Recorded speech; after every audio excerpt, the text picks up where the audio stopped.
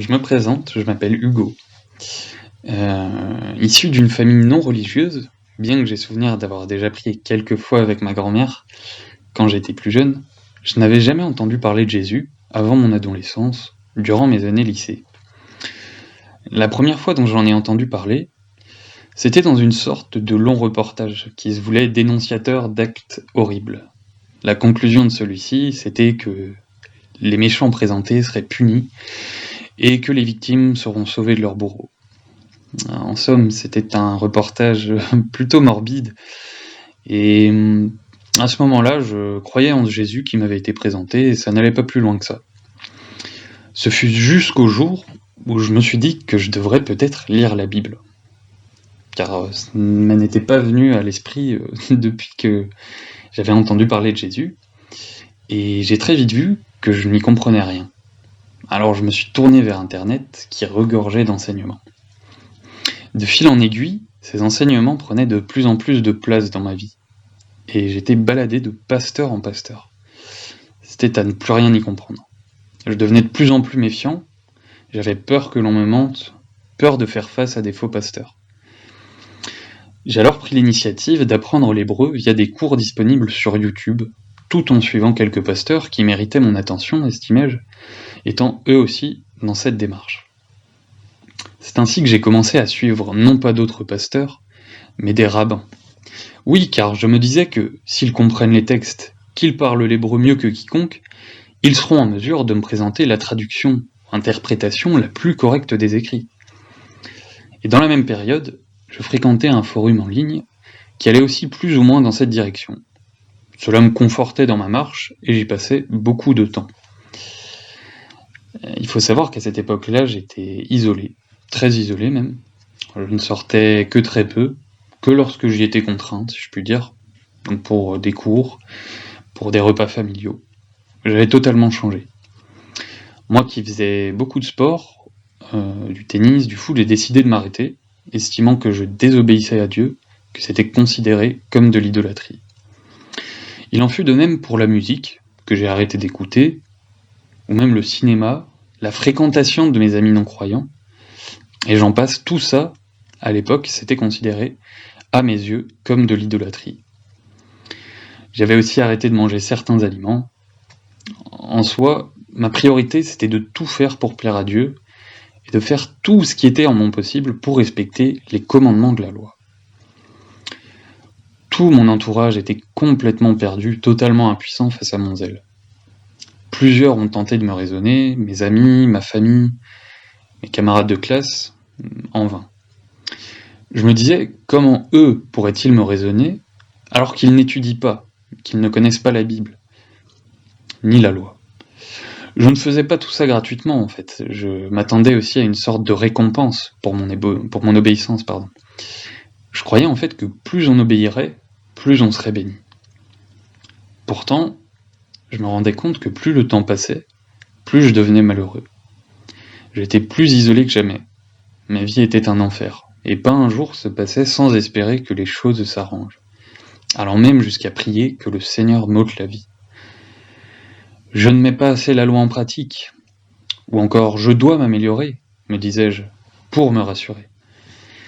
Jusqu'au jour où je fus dans une énième situation fâcheuse. C'en était trop, la fameuse goutte d'eau qui fait déborder le vase. J'en faisais des tonnes, et ma vie ne faisait que s'empirer, tandis que d'autres ne faisaient rien, et voyaient la leur s'embellir. Pour moi, c'était une anomalie. J'ai alors décidé de cesser d'obéir à ces innombrables commandements, je n'en pouvais littéralement plus. Après un court temps, j'ai envie de comprendre ce qui n'allait pas. J'ai alors décidé, Bible à la main, de reprendre les études qui m'avaient fait déraper, pour voir en profondeur et avec précision où l'on m'avait trompé. Et en effet, plusieurs explications apparaissaient comme fausses, mais d'abord sur le plan technique seulement. Ce qui a été amené à changer par la suite. Quoi qu'il en soit, je ne voulais plus être trompé par les enseignements mensongers qui m'avaient été délivrés jusqu'ici, et je voulais que ce soit Dieu lui-même qui m'enseigne ces choses. C'est alors que j'eus le souvenir d'un frère et d'une sœur qui quelques mois voire années auparavant, m'avait parlé d'un autre Seigneur, complètement différent du mien. Nous avions longtemps échangé à l'époque sans que je n'ai jamais pu leur donner raison sur le Dieu qu'ils me présentaient. J'ai eu envie de les contacter parce que je commençais à comprendre ce que eux avaient déjà tenté de me montrer à l'époque. Pendant de longs mois, j'étais dans une sorte d'errance. J'avais le sentiment de ne plus savoir qui était réellement Dieu, de ne rien comprendre à la Bible. C'est alors que Jésus m'a réellement présenté, Jésus m'a été réellement présenté par ce frère et cette sœur au travers de documents reprenant les Écritures. Je dois avouer que je ne comprenais pas grand-chose, mais à la différence des innombrables enseignements qui m'avaient été présentés auparavant, je savais intérieurement que leur contenu était vrai. Le Seigneur qui m'a alors été présenté n'avait rien à voir avec l'ancien. Jusqu'au moment où je fus bouleversé d'apprendre que c'était par la foi seule qu'on était sauvé en Dieu. Qu'on est sauvé en Dieu. C'est pourtant le genre de choses que j'entendais à tout bout de champ, mais que je ne vivais pas. Cela signifiait alors en moi que Dieu n'attendait pas de moi de produire des œuvres pour mon salut, ma sanctification. Non, je découvris que je suis déjà sauvé et sanctifié en lui, en l'Éternel. En lui, l'accusation, la condamnation, la contrainte n'ont plus aucun pouvoir, plus aucune accroche, j'ai été enfin libre. Et tout ça, je l'ai vu véritablement, intérieurement. Non pas parce que je l'ai vu écrit avec de l'encre sur le papier, mais parce que cela m'a été révélé par l'Esprit lui-même. Et de là, le Seigneur a commencé à se révéler de plus en plus à moi sur qui il est, sur ses principes, sa vie, sa justice. Oui, par l'Esprit, et plus par la science, l'intelligence humaine. Me vint alors avec le temps un Seigneur qui devint Seigneur, car totalement différent. L'ancien, lui, était semblable à une sorte de juge qui attendait de l'homme qu'il respecte les commandements de la loi. Il n'hésitait pas à punir quand c'était nécessaire. Le bien de l'homme ne l'intéressait pas vraiment. La justice devait passer avant tout. Il obligeait, interdisait, enfermait, détruisait, tuait, était intransigeant et j'en passe. L'autre, le véritable, s'est donné gratuitement, pour que le monde soit sauvé par lui. Il n'exige rien de l'homme, n'interdit pas, n'oblige pas. Il cherche, justement, toujours le bien de l'homme. Il sauve. Et jamais il n'impose quoi que ce soit à l'homme.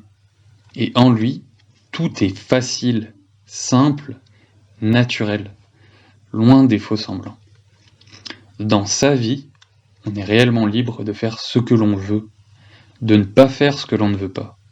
La contrainte n'existe pas. En lui, on vit.